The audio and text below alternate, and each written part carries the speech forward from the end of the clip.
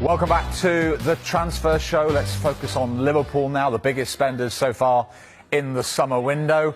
Mark, I know there's a long, long way to go, many weeks in this transfer window, but so far, would you say Slot and Liverpool have won the window? It certainly feels like it. Premier League champions, they were 10 points clear, most wins, most goals, best defence. They're the team to catch, they're the team to beat, and at the minute, everyone's lagging behind in the transfer market as well. Let's take a look at the business that Liverpool have done so far, because it has been absolutely outstanding. And the first thing you'd think is, this is targeted, this is structured, this is planned, this is coming from the top, and very clearly they had identified players and positions that they needed to strengthen, and they've done exactly that. So let's take a look. Obviously, the potential English record of Florian Wirtz from Bayer Leverkusen, done and dusted. Milos Kerkez, a player that Richard Hughes knows incredibly well. He signed him from Bournemouth as well. They went and activated that pursuit by getting that deal done for 40 million, inclusive of add-ons as well, which looks like extremely good business. You can see Jeremy Frimpong as well. That was a release clause of 35 million euros.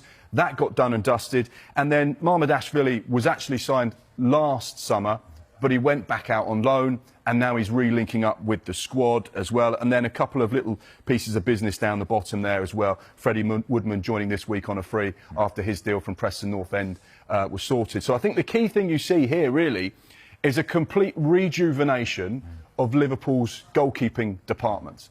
So they've obviously got Georgi Mamardashvili, who came in last year. He's only 24 years old, from Valencia as well. So he could be the Liverpool #1 for 10 years or more. You know, he's at the perfect age to develop, and a really outstanding goalkeeper. We know that Alisson still has 2 years left on his current contract as well, so it'd be interesting to see the dynamic there between those two. But without question, you've got two first-class goalkeepers. Obviously, they've got Vitislav Jaros, who's gone on loan to Ajax, so that's a really good loan. Woodman's come in as well, so it's a complete rejuvenation of the goalkeeping department. And you'd say, actually, despite losing Kelleher, it's probably stronger now than it was last season. So that's like big box tick as far as they're concerned. And the fullbacks, of course, as well. And you look fullback set up with Trent having gone.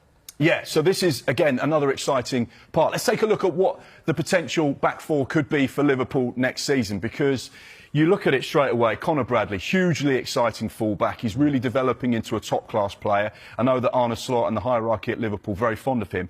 And you've got Frimpong, Jeremy, who's come in, who can play as a right wing-back, can play in that Mo Salah role down the right-hand side. He can also play at right-back as well. But you'd imagine Conor Bradley would be the main choice there. Konate's going into the last year of his Liverpool contract. One to keep an eye on there. Does he sign an extension? Do they sell him? Or do they just allow him to go on a free?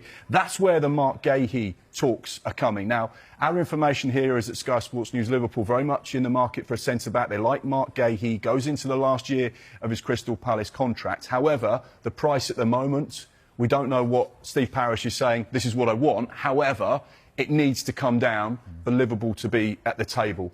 Liverpool won't pay £40+ million for a player that's into the last year of his contract if there is a more sensible price attached. Now, at the end of the day, he's a Crystal Palace captain, and Palace can say, well, actually, no, we want 45 million and 45 million only. But do they want to risk losing him for free this time next year? Virgil van Dijk just signed a new 2-year contract, no question about his position there. But this is where it gets a little bit interesting as well. Down on that left-hand side, Milos Kerkez, Hungary international. You've got a Champions League winner, Premier League winner, Andy Robertson, who's got interest from La Liga and Atletico Madrid, and you've got Tsimikas there. So you'd imagine Liverpool maybe will see one of those two players leave Anfield over the course of this summer. But yeah, like you rightly say, it could be a new look back four. Options there then. What about further forward? How blessed are they with options in attack as well? Now, this is where it gets quite exciting, actually, and I think this is where Liverpool are going to be a team to watch, because we know that Arne Slot can be quite creative. Now, let's take a look at the forward attacking options for Liverpool for this season coming. And this is a really interesting team. Now, this goes back to February this year when they played at the Etihad against Manchester City. They played a 4-2-4. And you're saying to me, hang on, 4-2-4? They didn't play with a recognised number 9. Now, in 22 of their 38 Premier League games this season, Liverpool went with a recognised number 9. But it's only just over half. So on so many occasions, Arne Slot is comfortable with playing a false 9. Now, I think with the signing of Florian Wirtz, you're going to see this formation a little bit more. you're going to see a 4-2-4 because Florian Wirtz can go and play that Curtis Jones role. We know that Luis Diaz can play as a false nine. We know that Mo Salah's a lock-in on the right-hand side, and Dominic Szoboszlai can also play that role. But you saw the likes of Diego Jota play there, who would transition from the left side to the right side, or play as a